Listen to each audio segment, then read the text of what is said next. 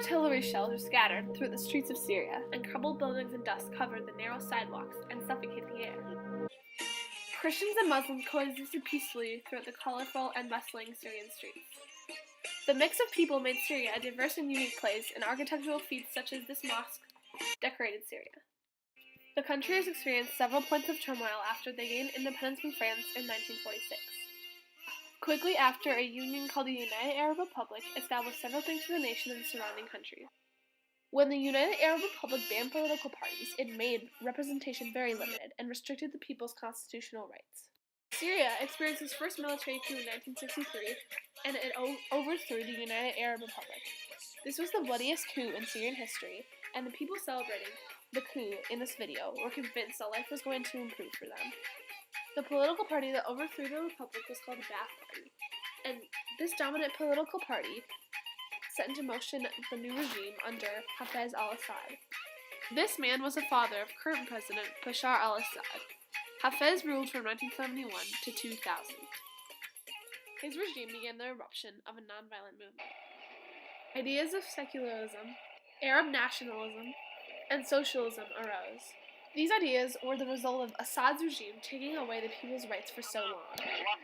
In 1967, the Arab-Israeli War erupted and caused the polarization of the Ba'ath Party.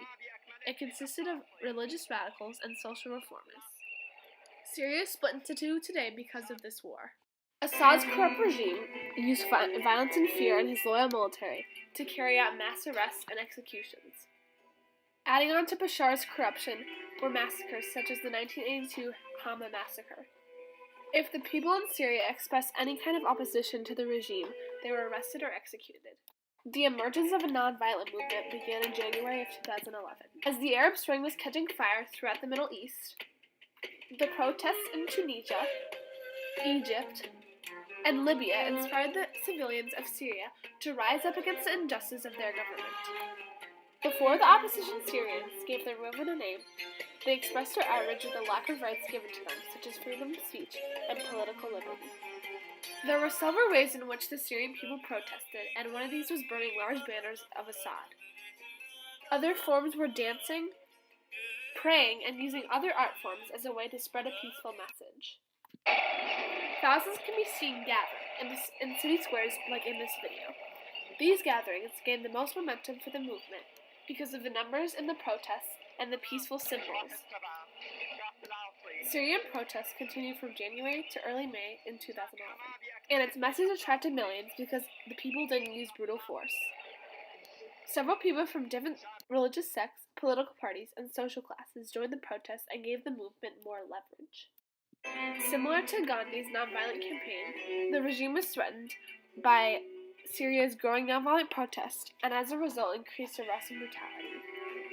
As nonviolent protests continued, the Syrian army created a counterinsurgency campaign which fought against these protests. This campaign, consisting of pro-Assad militias and protesters, emerged even before the peaceful protests took a bloody turn. On March 18, 2011, police fired at a crowd of protesters, and 20 people were killed. Not long after this incident, more shootings of peaceful protesters ensued. This continued for a while. The First Lady of Syria, Asma al-Assad, promised the people the emergency law would be replaced and restrictions would be loosened, but these were simply empty promises. These speeches only enticed more civilians to join the anti-regime movement and urged Assad to step down. In large cities such as Damascus and Dara, pro-government protesters, along with Assad's soldiers, tried to create fear in anti-regime demonstrators by shelling buildings and firing into crowds. Once again threatened by intensifying protests, Assad made public appearances, and he said that he would gradually alter the regime by trying to repeal this emergency law. 200 protesters were killed on April 8th, and mourners at funerals were fired at. The use of chemical weapons continued to increase, and they were used to cut off resources for civilians.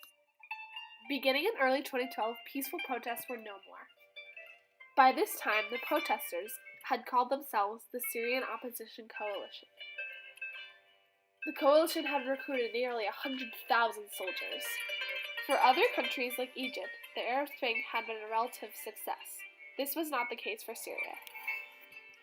As Assad's military bombed cities and villages, the rebels began to fight back. They took control of eastern and northern parts of the country. In the capital city of Damascus, they took up arms with any resources available.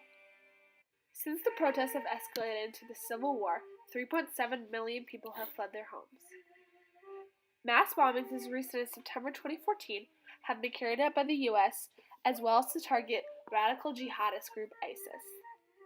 Today, with an estimated 200,000 civilian, military, and rebel casualties, Syria's nonviolent, bloody civil war has failed on a large scale.